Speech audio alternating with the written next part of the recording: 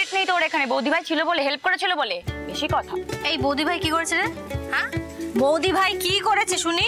ধরো ধরো বলছি, বৌদি ভাই কিছু করেনি, আরেকজন বসে বসে একা একা ক্রেডিট নিচ্ছে। তোমার নাকি কি, তুমি নাকি কিছু করেনি?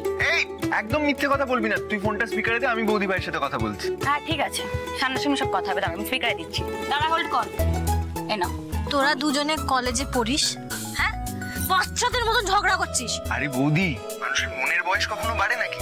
60-70 বছর বয়সেও মানুষ বাচ্চাদের মতো কাণ্ড বাজাতে পারে।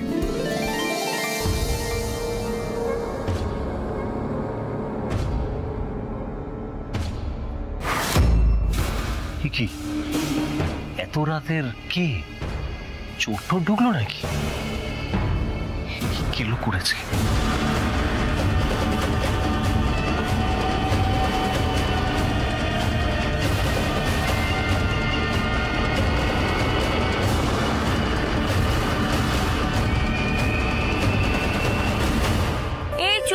ওসব কিচ্ছু না, তুই স্বীকার কর, তুই ঢেড়ো স্বীকার কর। এই একদম চ্যালেঞ্জ নিবি না, হ্যাঁ?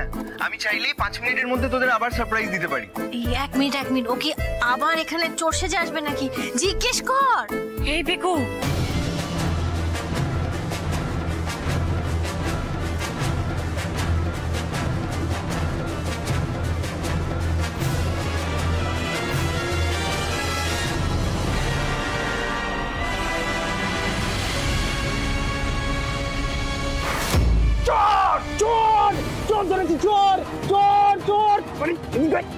সে কি বাড়িতে চোর ঢুকেছে? এ বৌদি ভাই, বৌদি ভাই, এ পিকু না তো? আবার ভুলভাল সারপ্রাইজ দিবে, বৌদি ভাই কি হবে? কই সিংহরায় পরিবারের কোথায় গেলে সব? অপদার্থ জামাই কি করেছে দেখো, রান্না করে চোর ধরেছে। চল গিয়ে দেখি। চলো। আরে কই কোথায়? আরে চোরের নিকুচি করে তুমি লাইটটা জ্বালাও। ও হ্যাঁ, লাইট জ্বালাতে হবে তো। হ্যাঁ, লাইট জ্বালাও।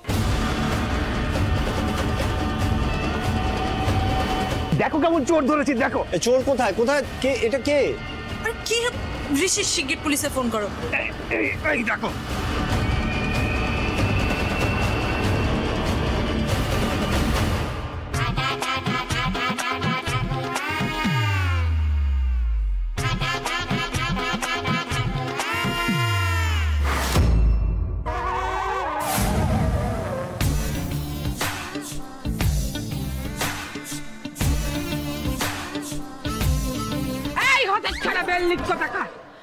আমাকে চোর বলা, আমাকে চোর বলা। যাক বাবা, পিকু নয়। বড় মা আপনি? হ্যাঁ আমি। তাতে কি হয়েছে? হ্যাঁ, ওরে বাবা রে, এমন করে চেপে ধরেছে আমার সারা গায়ে। এই হতচ্ছাড়া বদমাইশ বেল্লি কোথাকার, আমাকে চোর বলা। আরে বোর কি দোষ বড় মা বলো তো? তুমি এত রাতে রান্নাঘরে কি করছিলে? বা চাদরও মুড়ি দিয়েছো, কি ব্যাপারটা বলো তো? কিছুই তো বুঝতে পারছি। নিজের বরের দোষ ঢাকার জন্য আমাকে জেরা করছিস কেন রে? এ বাড়িতে কেউ রাত্রিবেলার রান্নাঘরে ঢোকে না?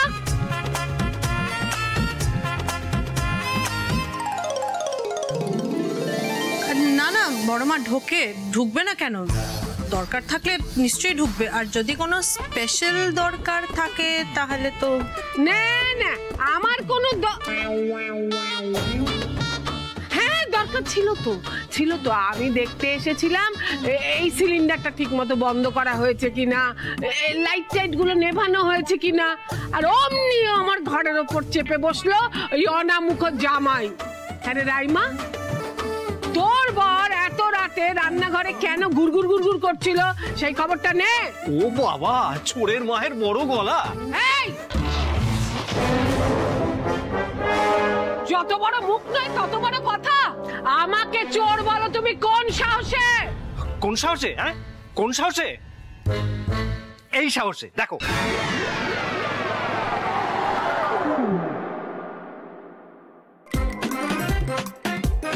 বড় মা, তুমি রান্নাঘরে রাত্রিবেলা ঢুকে চুরি করে রসগোল্লা খাচ্ছিলে? ছি ছি ছি ছি, তোরা আমাকে এইভাবে খোঁটা দিচ্ছিস? নিজের ভাইপোর বাড়িতে রাত্রিবেলা রান্নাঘর থেকে কোনো কিছু খাবার অধিকার আমার নেই? বড় মা প্লিজ, তোমার না সুগার আছে, মিষ্টি খাওয়া বারণ। আচ্ছা এরকম বাচ্চাদের মতন কেউ করে? থাক থাক বাবা, হয়েছে। তোরা যে আমায় কে কত ভালোবাসিস আমি বুঝে গেছি। আমাকে এইভাবে খোঁটা দিলি, চোর বললি। বড় মা অমন করে বলবেন না, আপনি এই বাড়ির গুরুজন, কেউ কখনো আপনাকে ওভাবে কথা বলতে পারে?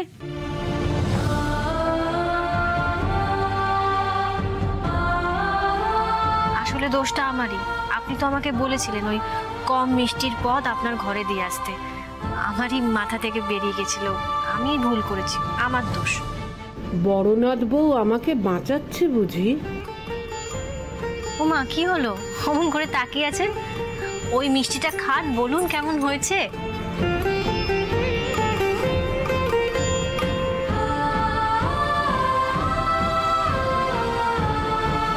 খুব ভালো হয়েছে।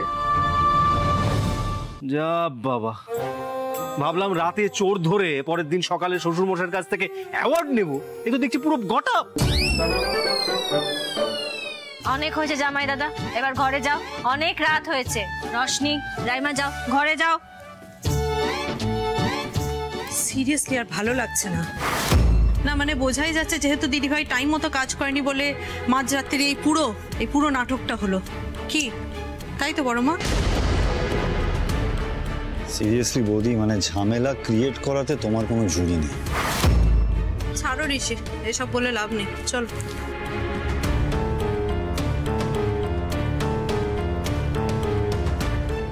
বড় মা, জল।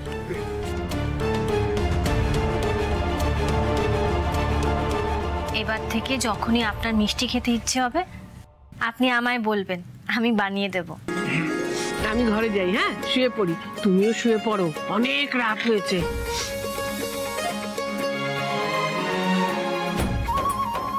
আমি কিন্তু বুঝছি আলো রানী, বড় মায়ের চুরি করে খাওয়ানোর লাইকাই রান্নাঘরে ঢুকছিল। এইটা তুমি বুঝা সব দোষ নিজের ঘাড়ে লইলে। হ্যাঁ তুমি এত ভালো কেন আলো রানী? তোর আপা কি কও না তুমি মাঝে মাঝে।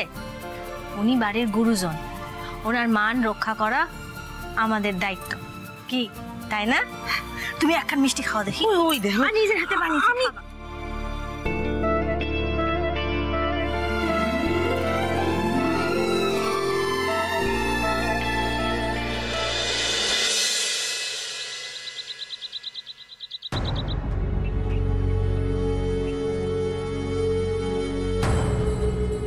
বাবা আমি বেরোলাম। দাঁড়াও, এত তাড়া কিসে? কোথায় যাবে? মানে কলেজ যাবো তো। না যাবে না, আজকে বাড়িতে কয়েকজন গেস্ট আসবেন, তোমাকে থাকতে হবে। কে আসবেন বাবা আজকে? মিস্টার সুপ্রিয় দত্ত আর ওনার স্ত্রী আসবেন।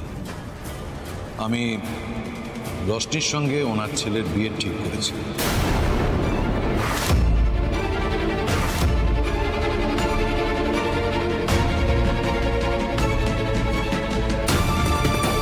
আজকে বিকেলে ওনারা দেখতে আসবে, সঙ্গে ছেলেটিও আসবে। উমা, আজ আমার সুন্দরী নাতনিকে দেখতে আসবে বুঝি? বাবা খুব ভালো খবর। বাহ, তাহলে আমি আজকে রশনিকে খুব সুন্দর করে সাজিয়ে দেবো।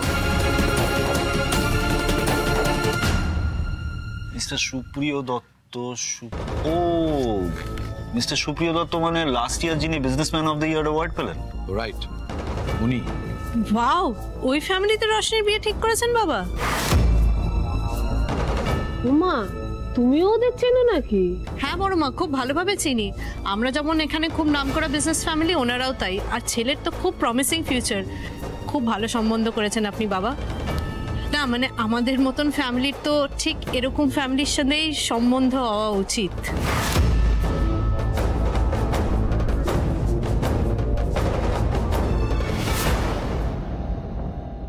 আমি বিয়ে করব না।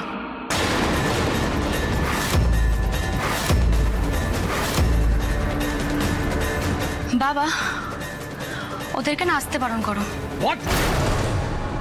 তোমার এত বড় স্পর্ধা যে তুমি আমার সিদ্ধান্তের উপর কথা বলো? বাবা আমি তো এখন পড়াশোনা করছি, আর পড়াশোনা কমপ্লিট না হওয়া অবধি আমি এ সমস্ত বিয়ে ঠিক কিছু করব না। প্লিজ বাবা আমাকে জোর করো না, প্লিজ জোর করো না। রোশনি, তুই আবার বাবার মুখে মুখে কথা বলছিস? রশনি, তোমার কি মাথা খারাপ হয়ে গেছে? এরকম একটা ফ্যামিলিতে বিয়ে হওয়া কত প্রেস্টিজিয়াস ব্যাপার তুমি জানো? না ছোট বৌদি, আমি জানি না, ইভেন আমি জানতেও চাই না। আমি শুধু এটুকু জানি, আমার কাছে বাবা এখন পড়াশোনাটা খুব ইম্পর্টেন্ট। বাবা, আমি এখন বিয়ে করতে চাই না। দিদি ভাই, পড়াশোনা করো আর যাই করো, সেই তো হাঁড়ি ফেলতে হবে। শুধু শুধু দেরি হলে একটা ভালো সম্বন্ধ হাত থেকে বেরিয়ে যাবে।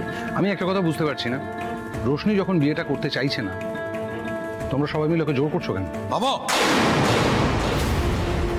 এই বিষয়ে তোমার একটা কথাও শুনতে চাই না। তুমি এই বাড়িতে শুধুমাত্র তোমার স্ত্রী আর তোমার মেয়ের বিষয়ে কথা বলতে পারো, এইটুকু অধিকারই আমি শুধুমাত্র তোমাকে দিয়েছি, যদিও সেটাও তুমি ঠিকঠাক পালন করো না। এই বাড়ির অন্য কোনো সদস্যের বিষয়ে আমি তোমার কোনো কথাই গ্রাহ্য করি না। দয়া করে এসব নিয়ে তুমি ভেবো না, প্লিজ। কেন বাবা? কারণটা আমি বলি তাহলে। কারণটা হচ্ছে তুমি আমাকে এ বাড়ির সদস্য বলে মনেই করো না। গোটা পৃথিবীর কাছে আমি তোমার বড় ছেলে, অথচ তোমার বড় ছেলে জানেই না যে তার বোনের বিয়ে ঠিক হয়েছে। তাকে জানানোই হয়নি, জানানোর প্রয়োজনই কেউ মনে করেন।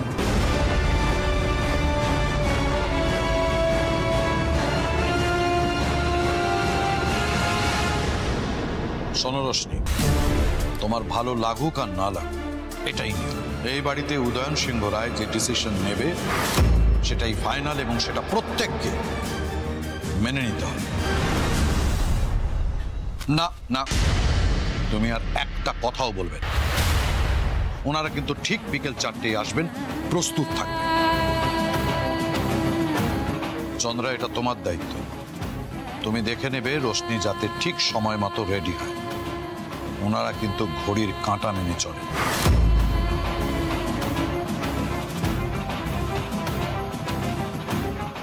চারটের সময় আসবে? আমার তো 4টেতে ক্রেশ ছুটি হবে, আমি বাড়ি ফিরবো কি করে? বড় বৌমা, শোনো না, তুমি না আজকে ওই গেস্টদের জন্য তোমার ওই মাছের চপটা বানিও। হ্যাঁ, বড় বৌদি তো ওই মাছের চপটা দারুণ বানায়। আজ অব্দি যারা যারা খেয়েছে সবাই সুখ্যাতি করেছে। থাম দেখি, শুধু মাছের চপ দিলে হয় নাকি? একটা নিরামিষ মুখরোচক পদও তো দিতে হবে। আমি বলছিলাম যে গরম গরম পকোড়া হলে কিরকম হয়? তুমি থামো তো জামাই। বাজারে এখন খুব ফুলকপি পাওয়া যাচ্ছে, ভালো ফুলকপি এনে বড় বৌমা ফুলকপির সিঙ্গারা বানাবে। ও লাভলি। তারপরে স্পেশাল কিছু মিষ্টি হলে কেমন হয়? আরে 2-3 রকম মিষ্টি তো দিতেই হবে, তার সাথে শরবত, তবে না ঠিকঠাক আপ্যায়ন হবে। ব্যাস, আর সময় নষ্ট করে লাভ নেই। চাটা খেয়ে নেই, আমি স্পেশাল কিছু দোকান থেকে মিষ্টি কালেক্ট করতে বেরিয়ে পড়ি। না থাক, তোমাকে আর মিষ্টির দায়িত্ব নিতে হবে না। মিষ্টি বড় বৌমাই আনুক। আমি এই বাড়িতে এই ব্যাপারে বড় বৌমা ছাড়া আর কাউকে ভরসা করতে পারি না। হ্যাঁ, তুমি যা কাণ্ড করলে পুজোর সময়, রেহাই দাও বাপু, তোমাকে কিচ্ছু করতে হবে না। বৌদি,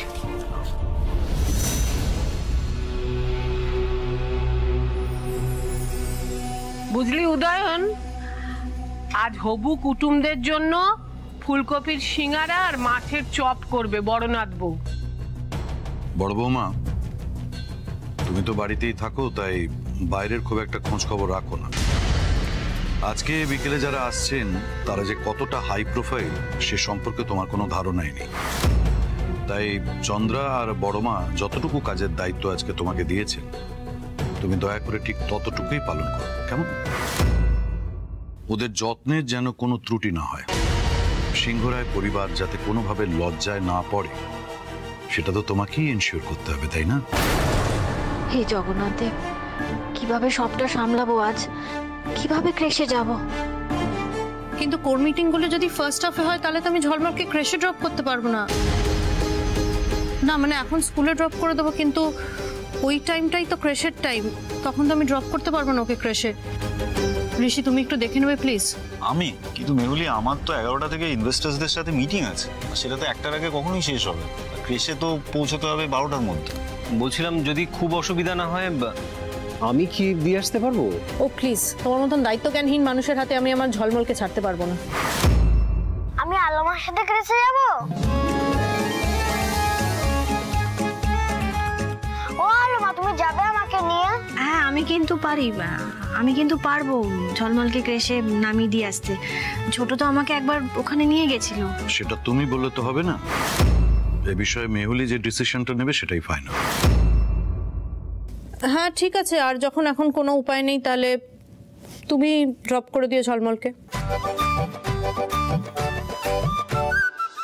যাক, আমার ঝলমল বাবু সামলে নিল। জয় জগন্নাথ।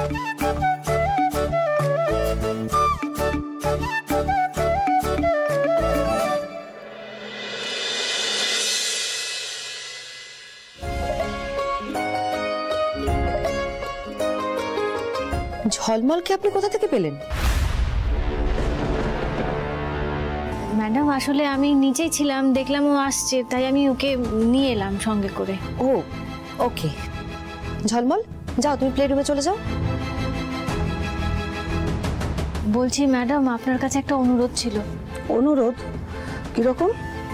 বলছি ওই আমার বাড়িতে না কয়েকজন আসবেন অতিথি, তো একটু যদি তাড়াতাড়ি বেরোতে পারতাম, মানে 3টের সময় বেরোলেই হবে। ঠিক আছে, 3টেতেই তোমাকে ছেড়ে দেওয়া হবে। ধন্যবাদ, thank you madam, thank you. এইভাবে আগে বেরিয়ে যাওয়া, এটা যেন রেগুলার বেসিসে না হয়। এ বাবা, না না, একদম নয়, একদম নয়। আমি শুধু আজকের দিনটার জন্যই অনুরোধটা করছি।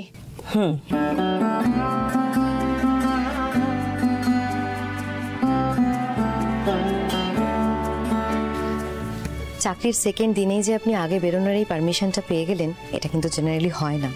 আসলে আপনি বাচ্চাদের খুব ভালোভাবে সামলাচ্ছেন, তো তাই জন্য ম্যাম রাজি হয়ে গেলেন। আমি তো জানি আমার জগন্নাথ দেব আছে, কেমন সমস্যার সমাধান করে দিলেন। জয় জগন্নাথ। পিকু, আমার কিচ্ছু ভালো লাগছে না, তুই চলে আয়। রোশনি, তুই বুঝতে পারছিস না, আমি এখন ওখানে গেলে সমস্যাটা আরো বাড়বে। আমি কিচ্ছু বুঝতে চাই না পিকু, আমার মাথা কাজ করছে না। রোশনি, তুই কেন এত ভয় পাচ্ছিস? বৌদি ভাই তো আছে, সব সামনে নেবে, তুই এত চিন্তা করিস না, কাঁদিস না। কি হবু কোনে সাজগোজ কমপ্লিট? এটা কেটে দিল। তারপর ওই টুনটুনিটা চকচকে টাকা নিয়ে নিজের বাসায় চলে এলো। তারপর থেকে ভাবতে লাগলো, বাবা আমি কত বড় লোক হয়ে গেছি জানো। 3টে বাজতে চায়, গল্পটা শেষ করেই বেরোবো। তারপর কি হলো আন্টি? তারপর সেই টুনটুনি সবাইকে বলতে লাগলো রাজার থেকে বেশি ধন ওর বাড়িতে আছে। আর রাজা যখন জানতে পারলো এই ঘটনা, তখন রাজা গিয়ে সেই সব টাকা নিয়ে চলে এলো। আর তারপর আমি জানি রাজা বড় ধনের কথা, টুনটুনির ধন নিয়ে গেল বাড়ির ভেতর। এই তো দেখছি আমার থেকে গল্প শুনে শুনে ঝলমলে সব মুখস্থ হয়ে গেছে। এ দিভাই, বৌদি ভাই কোথায় রে? জানি না, বড় বৌদি তো এখনো ফেরেনি। কি, বৌদি ভাই বাড়িতে নেই?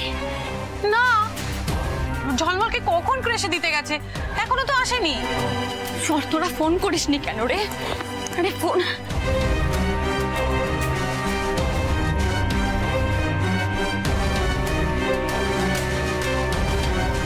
দেখ বাবা, ফোন তুলো না, কোথায় গেছে? ঝলমল, তোমার মা এসেছেন, চলে এসো। না, ঝলমল আমার সাথে খেলবে না ঐশী, আজকে ঝলমলের বাড়িতে গেস্ট আসবে, তো তাই ঝলমলকে একটু আর্লি যেতে হবে। কালকে আবার এসেও তোমার সঙ্গে খেলবে। তুই যা, আমি আসছি। কি হলো ঝলমল, এসো, মা ওয়েট করছেন তো। বাই দ্য ওয়ে, দীপিকা মা ভাবটাকে জানাতে বললেন যে আজকে আপনাকে না আর্লি ছাড়া যাবে না। তাড়াতাড়ি রেডি হও না রে বাবা, দেরি হয়ে যাচ্ছে তো, 3টে বাজে অলরেডি, ওরা 4টার মধ্যে চলে আসবে। ছাড় তো, বলছে আমি সাজবো না, আমি বিয়ে করবো না। কেন তুমি সাজিবে না বিরহিনী রাধিকে? ওদিকে কানু সোনা আসিতেছে পা টিপে টিপে। তুই আমার ভালো লাগছে না।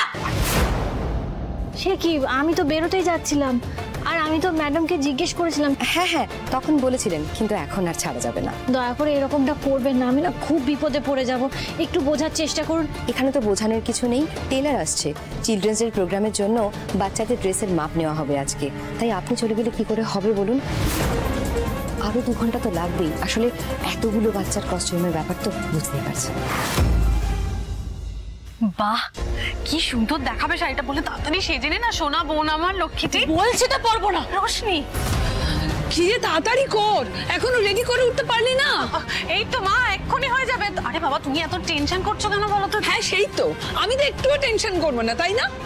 আরে ওদিকে বড় মা সমানে আমায় তাড়া দিচ্ছে যে রোশনি রেডি হলো কিনা, এদিকে বড় মামা সে কখন বেরিয়েছে এখনো ফিরছে না, কি করব? হ্যাঁ সত্যি, বড় বৌদি যে কখন ফিরবে, প্রায় তো 3:30 বাজতে গেল।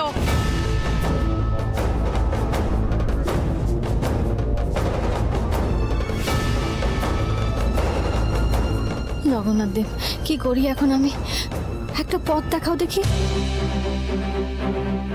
আরে ও বৌদি, আরে আরে ও বৌদি শোন। হ্যাঁ জামাই দাদা, ঠিক ঠিক জামাই দাদা। হ্যাঁ বৌদি, তুমি কোথায়? রোশনি তো কান্নাকাটি করছে। শোনো জামাই দাদা, একটা কারণে তোমাকে ফোন করেছি। আমি যে তোমাকে ফোন করেছি এটা যেন কেউ না জানতে পারে। বৌদি তুমি টেনশন করো না, আমি আড়ালেই আছি, কিন্তু কি ব্যাপারটা সেটা আমাকে পরিষ্কার করে বলো তো। আমি না এখন বাড়ি ফিরতে পারবো না, কিছুতেই পারবো না। বাড়ি ফিরতে পারবে না মানে? তুমি আছোটা কোথায়?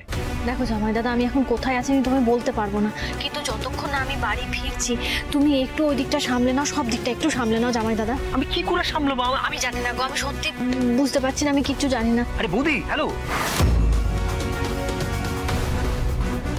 কি করে সামলাবো বলো তো?